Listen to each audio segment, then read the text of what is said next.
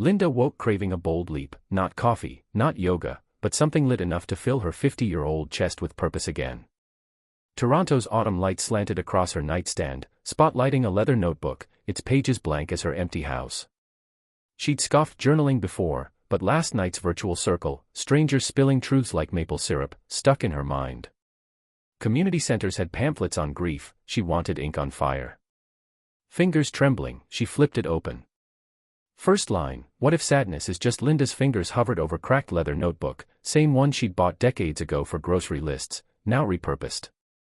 Its spine still smelled faintly of her son's old baseball mitt, that stubborn whiff of oil and grass clinging like nostalgia. Toronto's autumn light slanted through blinds, painting her hesitant scribbles gold. She'd expected tears, but her pen betrayed her with a snort laugh, 50 and fumbling like a raccoon in a yoga class. Her deepest fear wasn't silence, it was becoming background music, one of those elevator jazz tracks nobody notices until it cuts out. Community center flyers piled on her counter promised pottery classes and ukulele groups, but Linda craved something lit without leaving her couch. That's how she found herself in a virtual journaling circle, screen filled with faces of women who'd also outgrown their old roles like last season's sweaters. First entries were stiff, all weather's nice and tried a new recipe. Then someone shared a story about burning toast while texting her college kid, and floodgates opened. Linda wrote about hearing her son's childhood laugh echo in subway chatter, how it hooked her ribs like a fishbone. Women typed same in chat, a chorus of Me Too-s. By week 3, her notebook bulged with grocery lists and grief, grocery lists and gratitude. She spilled ink over pages like maple syrup, sweet, messy, sticking everything together. That leather cover, once stiff, now bent easily in her hands, just like her heart. Linda's fingers hovered over her phone, thumb twitching toward social media before swerving to tap a local events page. A virtual journaling circle glowed on screen, Write Your Next Chapter, hosted by a Toronto community center. 50 years old and she'd never journaled beyond grocery lists, but that leather notebook bought on a whim last winter whispered from her nightstand. Its spine creaked when she flipped it open, smelling faintly of cinnamon and possibility. First session was a disaster. She spilled chamomile on page 1, blurring what now? Into a Rorschach blot. Yet pixelated faces on her laptop nodded encouragement.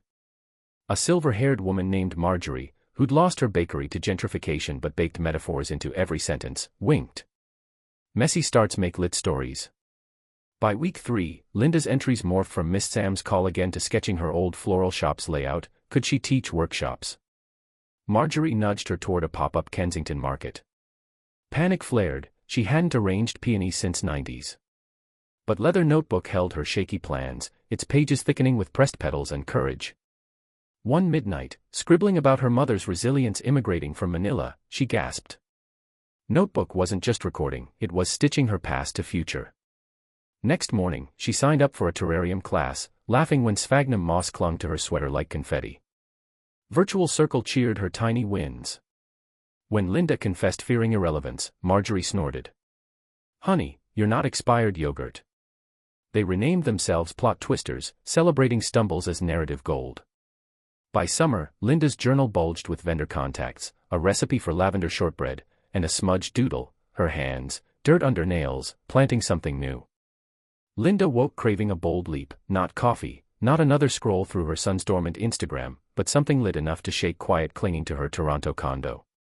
50 years old and suddenly an expert in echoing hallways, she'd tried yoga, volunteering, even sourdough, a gloopy disaster.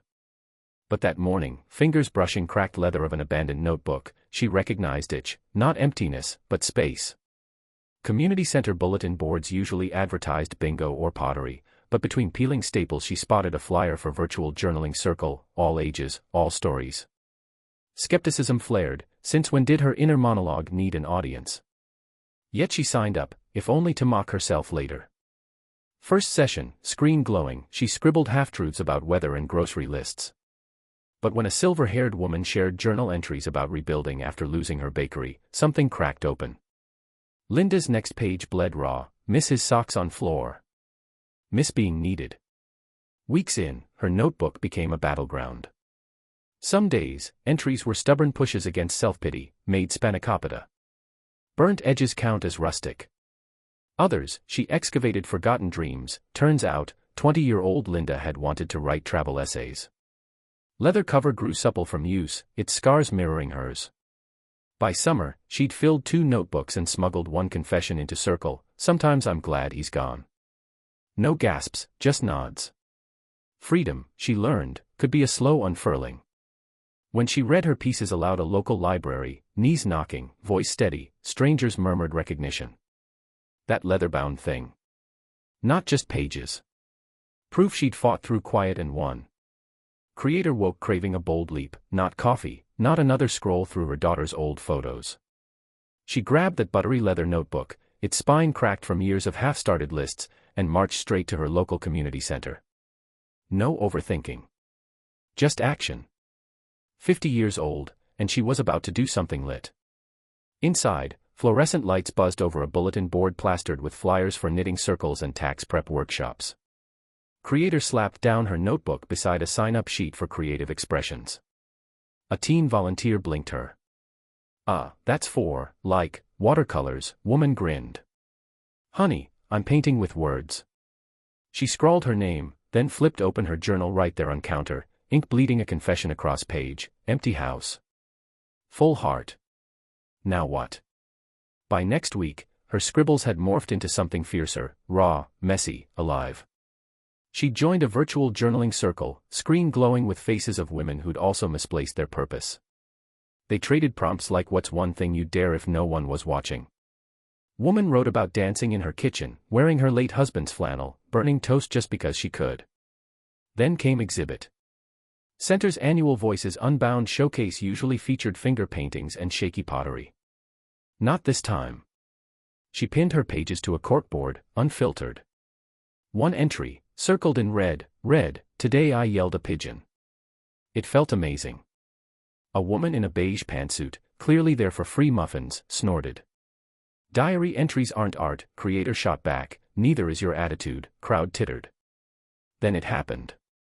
A local reporter, hunting for feel-good fluff, snapped a pic of Linda's display. By evening, her pigeon rant had gone viral. Toronto Star called it a manifesto for midlife rebellion. Her inbox flooded with messages: "You made me buy a journal. You made me laugh. You made me brave." Even Ms. Beige Pantsuit slid her a note: "Okay, you've got guts. Teach me." Standing there, leather notebook clutched to her chest, Linda exhaled. This wasn't just about filling silence. It was about setting it on fire. 50. More like fierce. And this was her start. Linda woke craving a bold leap, not coffee, not retail therapy, but something lit enough to fill quiet corners of her Toronto condo. That scuffed leather notebook, a gift from her daughter years ago, became her compass. She scribbled messy truths between school drop-off memories and grocery lists, spilling grief for empty bedrooms onto cream-colored pages. Soon, her journal morphed into a launchpad. Midlife didn't mean fading, it meant reinventing. She rallied a virtual journaling circle, women from Brooklyn to Brisbane, all wrangling change with ink and wit. They swapped stories like trading cards, turning heartache into art. Linda's quirky habit. Doodling rogue garden ideas in margins, which sprouted into a community center workshop. 50 never felt so fierce. Months in, that battered notebook bulged with pressed maple leaves and ticket stubs from solo adventures. But it's real magic. Connection. Linda guided new members with ease of a seasoned barista crafting lattes, warm, precise, leaving everyone brighter. Even her daughter FaceTimed, grinning, "Mom, you're viral in menopause forums." Her secret? Building bridges between generations. Teens journaled alongside grandmas, all discovering resilience between lines. That leather-bound relic. Now a living scrapbook of second acts. Grab a pen, your next chapter's waiting.